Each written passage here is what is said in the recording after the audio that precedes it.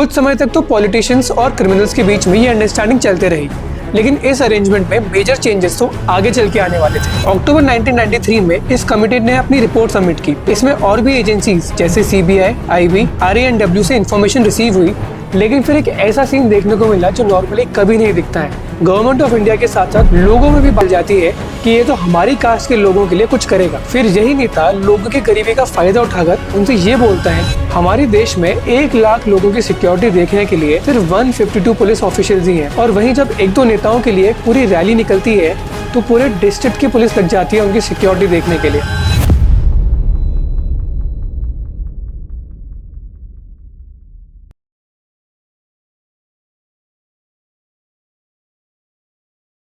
जनवरी 2005 का एक आम दिन था इलाहाबाद की सड़कों पर, जब राजू पाल हाल ही में चुने गए एक MLA की कार को कुछ लोगों ने घेर लिया। पहली गोली, दूसरी गोली और फिर राजू पाल की गाड़ी पर गोलियों के बौछार से पूरा शहर गूंजने लगा। गैंगस्टर्स के जाने के बाद पास ही में खड़े लोग उन्हें गाड़ी से बाहर निकालते हैं और एक दूसरी गाड़ी में बैठाकर हॉस्पिटल ले जाते हैं। लेकिन इतनी ही देर में उन्हीं गैंगस्टर्स का काफिला फिर से आ जाता है उन पर अटैक करने के लिए और हॉस्पिटल पहुंचने तक फॉलो करते हैं। डॉक्टर्स ने राजू पाल की बॉडी से 19 गोलियां निकाली। पूरे शहर ने कांड होते हुए देखा और पूरे शहर को पता था कि इसके पीछे एक ही आदमी का हाथ है, अतीक अहमद। अटैक करने का कारण स्टेट इलेक्शंस में राजू पाल, जिसके खुद अंडरवर्ल्ड से कनेक्शंस थे, उसी इलाहाबाद वेस्ट की सीट से लड़ रहे थे जहां से अतीक अहमद का छोटा भाई अशरफ भी खड़ा हुआ था। अतीक अहमद ने इसे चैलेंज की तरह देखा और एक तरह से बदला ले लिया। अतीक अहमद उस समय खुद फूलपुर सीट से सांसद था। ये वही सीट है जहां से जवाहरलाल नेहरू भी 3 बार चुने गए थे।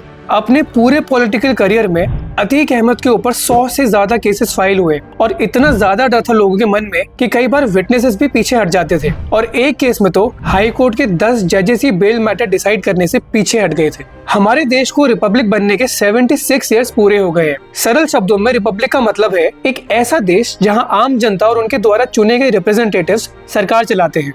लेकिन एक जरूरी सवाल ये उठता है कि कौन है ये उम्मीदवार जिन पे हम इतना ज्यादा भरोसा करते हैं। एक चौंकाने वाली बात यह है कि 2024 में हुए लोकसभा इलेक्शंस की 543 सीट्स में से 46% यानी 251 MPs पर क्रिमिनल केसेस चल रहे हैं, जिनमें से 27 MPs को तो कोर्ट ने कन्विक्ट भी कर दिया है। इससे भी ज्यादा चिंता की बात यह है कि 31% कैंडिडेट सीरियस चार्जेस का सामना कर रहे हैं। अगर MLAs की बात की जाए तो देश के 4000 में से 1136 मतलब अराउंड 28% पर तो सीरियस चार्जेस फाइल्ड हैं। ये तस्वीर हमें ये सोचने पर मजबूर करती है कि क्या हम सच में अपनी रिपब्लिक की असली भूमिका को निभा रहे हैं। हमारे लॉ मेकर्स ने कॉन्स्टिट्यूशन बनाते वक्त एक विजन देखा था भारत को महान बनाने का, लेकिन यहाँ तो कई जगहों में देश गुंडा राज या फिर जंगल राज की तरफ बढ़ रहा है। डॉक्टर भीमराव अंबेडकर ने कॉन्स्टिट्यूशन बनाते वक्त एक बात बोली थी, मुझे लगता है कि संविधान कितना भी अच्छा क्यों न हो, वो अंततः बुरा साबित होगा अगर उसे इस्तेमाल में लाने वाले लोग बुरे होंगे, और संविधान कितना भी बुरा क्यों न हो,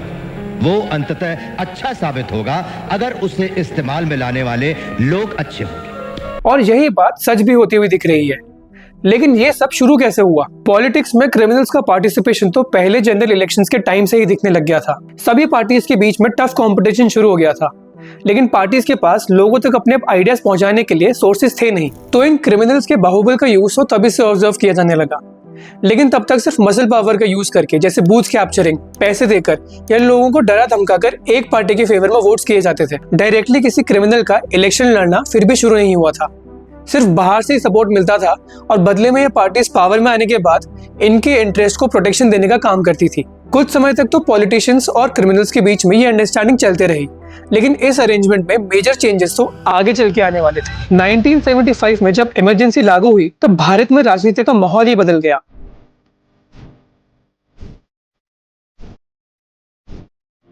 इस दौरान प्रधानमंत्री इंदिरा गांधी ने अपनी सरकार को मजबूत करने के लिए कई कदम उठाए, जैसे राइट टू फ्रीडम को लिमिट कर देना, मन मर्जी के अरेस्ट और पॉलिटिकल रिप्रेशंस को अंजाम देना, यहाँ तक कि जुडिशियल ऑफिसर्स पर भी सरकार का दबाव हो चुका था। इसका एक असर ये हुआ कि अपराधी जो पहले सिर्फ मसल पावर के रूप में काम करते थे, उन्हें देश की राजनीति में घुसने का एक नया मौका मिल गया। और इसी समय संजय गांधी ने, जो इंदिरा गांधी के छोटे बेटे थे, काफी बड़ा रोल प्ले किया क्रिमिनल्स को पॉलिटिक्स में एंटर करवाने के लिए। क्रिमिनल्स और गुंडों को डायरेक्टली लीडरशिप रोल्स में शामिल किया गया, जिससे क्राइम और पॉलिटिक्स के बीच जो पहले से एक रिलेशनशिप था वो और गहरा हो गया। ये एक नया संजय कल्चर था जहां लॉयल्टी को सबसे ज्यादा महत्व दिया गया। इसके बाद बाकी पार्टीज भी पीछे नहीं हटी क्रिमिनल्स को शामिल करने से। इससे हुआ ये कि इलेक्शंस में कांग्रेस की डोमिनेंस कम होने से और बढ़ते कंपटीशन की वजह से क्रिमिनल्स ने खुद एक वर्टिकल इंटीग्रेशन की स्ट्रैटेजी अपनानी शुरू कर दी, जिसमें वो पॉलिटिशियंस के बाहुबल बनने की जगह खुद इलेक्शंस लड़ने लग गए अलग अलग पार्टी टिकट से। अपने मसल पावर के दम पर ये अपने लोकल एरिया में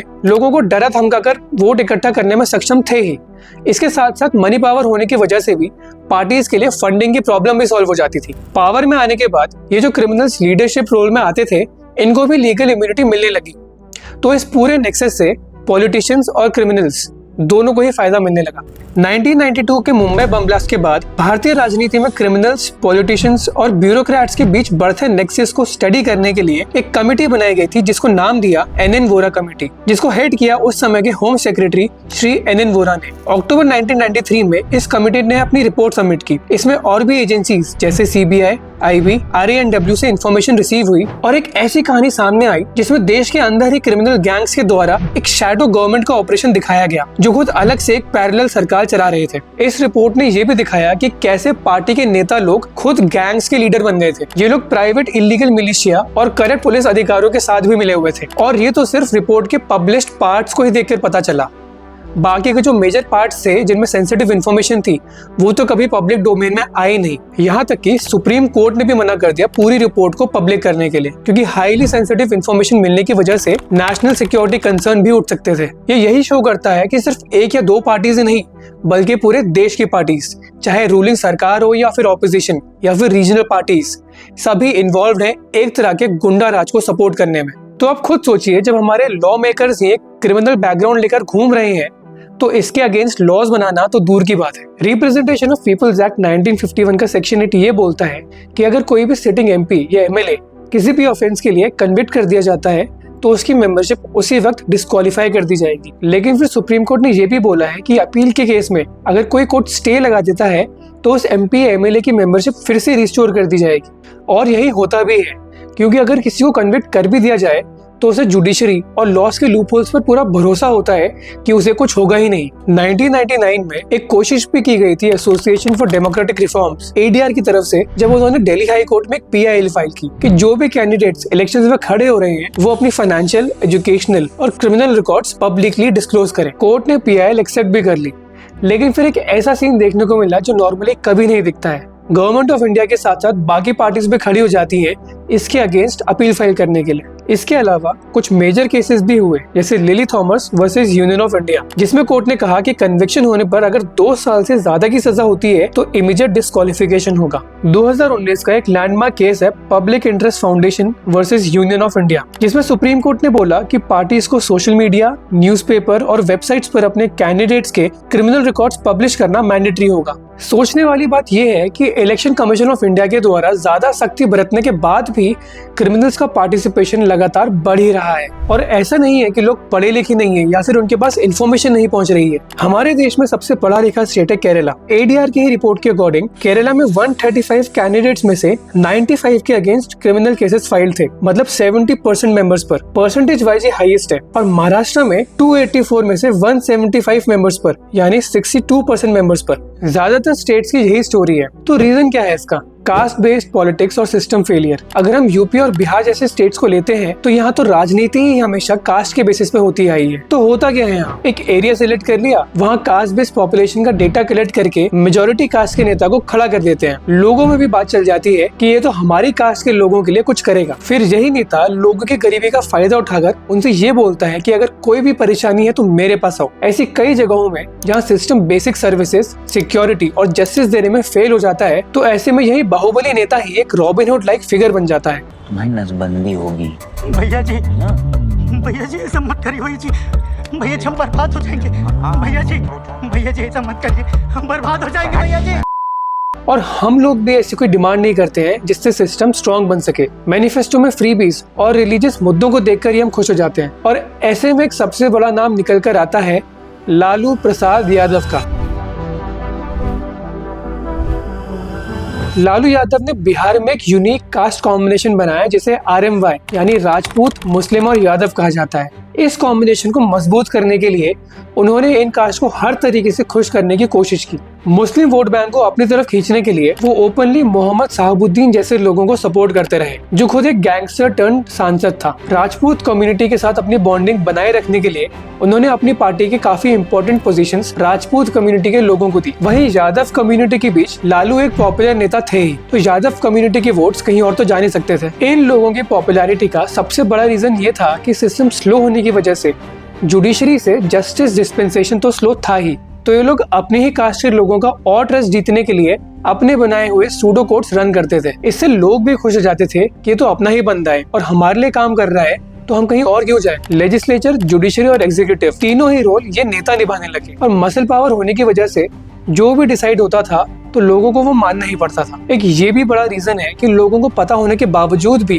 कि ये नेता क्रिमिनल बैकग्राउंड से है, फिर भी उसको सपोर्ट करते हैं। लालू यादव पर बहुत सारे केसेस फाइल हुए जिसमें इन्हें कन्विक्ट भी डिक्लेयर किया, जिनमें सबसे बड़ा था चारा घोटाला, लेकिन यादव कम्युनिटी का ट्रस्ट फिर भी कम नहीं हुआ। सेंटर फॉर मैनेजमेंट स्टडीज के अकॉर्डिंग 2024 के लोकसभा इलेक्शंस में लगभग 1 लाख करोड़ खर्च हुए, जो 2019 में 50,000 करोड़ था। मतलब 5 साल में ये डबल हो गया। तो जाहिर सी बात है, जब पार्टीज इलेक्शंस में इतना ज्यादा खर्चा कर रही है, उनके लिए चुनाव जीतना और ज्यादा जरूरी हो जाता है। ऐसे में जो कैंडिडेट अपने बाहुबल से वोटर बिहेवियर इन्फ्लुएंस कर सके, वो पार्टीज के लिए और ज्यादा बेनिफिशियल हो जाता है। डॉक्टर मिलन वैष्णव, जो कि एक पॉलिटिकल कमेंटेटर है, उन्होंने अपने एक रिसर्च में बताया कि अगर पिछले 3 जनरल इलेक्शंस में उतरे कैंडिडेट्स को 2 कैटेगरी में डिवाइड किया जाए, एक जिनका एकदम क्लीन रिकॉर्ड है और दूसरे जिनका अगेंस्ट क्रिमिनल केसेस चल रहे हैं, तो क्रिमिनल रिकॉर्ड वाले कैंडिडेट के जीतने के 18% चांसेस हैं और क्लीन रिकॉर्ड वाले के सिर्फ 6%। और सेम ट्रेंड स्टेट इलेक्शंस में भी था। ट्रांसपेरेंसी की जब बात आती है तो सारी पार्टीज पीछे हट जाती हैं। सुप्रीम कोर्ट ने एटलीस्ट एक अच्छा काम किया